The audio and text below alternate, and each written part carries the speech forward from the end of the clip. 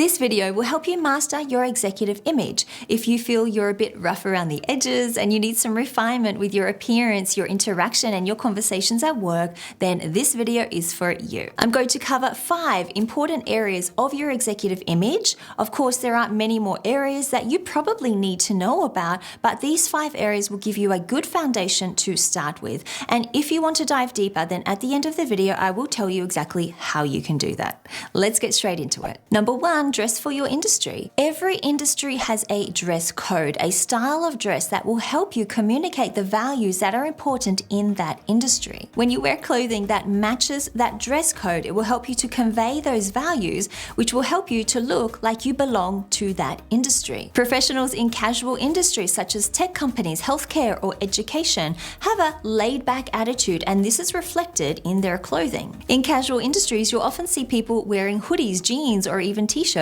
and this is true even for executives. Think of Mark Zuckerberg from Facebook or Marissa Mayer, the former CEO of Yahoo. Then there's creative industries such as advertising, marketing, or PR. Professionals in those industries tend to be more formal, but they add in a lot more color and personality to their outfits. Think of Seth Godin or Anna Wintour. Both of these professionals are from creative industries, and their outfits and what they wear, it reflects that. Then there are professionals from traditional industries such as finance, banking, accounting, or law. These types of professionals tend to be a lot more formal in their outfits and their appearance. They might wear a lot more suits, a lot more tailored clothing, and darker colors as well. Their clothing is generally a lot more conservative than those from creative industries or even casual industries. Think of Christine Lagarde, the president of the European Central Bank, or Jamie Dimon, CEO of JP Morgan Chase. If you really want to master your executive image, then I highly recommend you start dressing for the industry you work in. First, identify the industry that you are in. Second, identify the values that are important in that industry. And third, choose an outfit that will help you communicate those values to other people. This will help you look like you belong to that industry, and it will help you represent your company really, really well. If you like what you've learned so far in this video, then hit the like button below and subscribe to my channel. Every week I release videos on leadership to help you in your leadership journey, and I would be honored to share this content with you too. Number 2, pay attention to your grooming. Grooming is incredibly important for your overall executive image. It shows you have respect for yourself, for others, and the company you work for. It shows you are a reliable and organized professional. It also makes connecting with others a lot easier because they're not turned off by things like bad body odor. When I talk about grooming, what I'm referring to here is your hair, your fingernails, facial hair, body odor, clean ironed clothes, and shoes.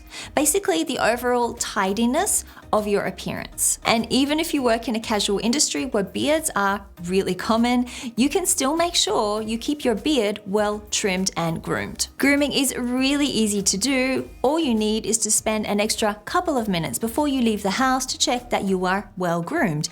It will definitely score you points in business and go a long way for your client interactions, your meetings with your boss, and even promotion interviews. So let's move our focus to attitude. What is the right attitude for you to have as an executive? Now, I don't recommend you to be aggressive. I think there is a misconception that executives need to be aggressive in their communication and their interactions with other people. This is not necessary at all. But at the same time, I don't want you to be a pushover. I want you to be assertive and confident in your interactions. What I recommend for you is a combination of power and warmth. And this is what Olivia Fox-Cabane recommends in her book, The Charisma Myth. She says, by increasing your projection of either power or warmth, you will increase your level of charisma. But by projecting power and warmth together, you will maximize your personal charisma potential. She goes on to say that when you project power only, it can make you come across as arrogant, cold, and standoffish. And when you project warmth only, it can make you come across as overeager, subservient, or desperate to please. Therefore, the best combination is power and warmth. Power can be conveyed through your body language, through your appearance, and through other people's reactions to you. Warmth is conveyed almost entirely through your body language and behavior. There is so much helpful advice on how to create power and warmth in the book Charisma Myth. I highly recommend you read it if you have never read it before. If you're not sure whether you do want to read that book or you want to know what it's about, then I recommend a service called Shortform, which hosts the world's, in my opinion, the world's best book guides. If you do want to check out Shortform, use the link that I have in the description below and on the screen as well. This will give you a 5 days unlimited access to Shortform and a 20% discount on the annual subscription fee. Number 4, be a good conversationalist. Your executive image extends to the way you communicate and converse with others.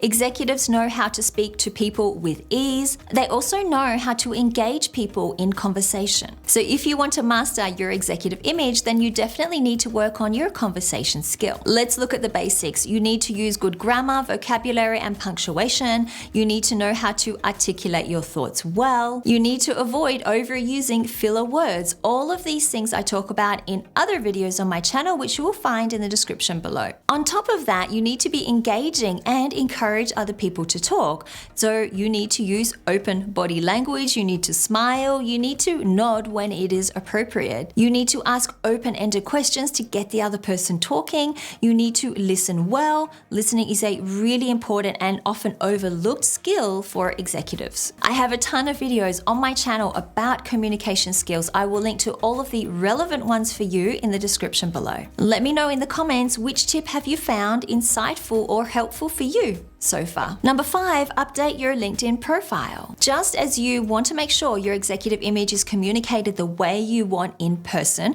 you also need to do the same for your online interactions. And when it comes to online interactions for professionals, we need to think about LinkedIn. This is where professionals will go to find out more about you, to find out who you are. They will look at your profile photo, your headline, your personal summary, and your activity on LinkedIn.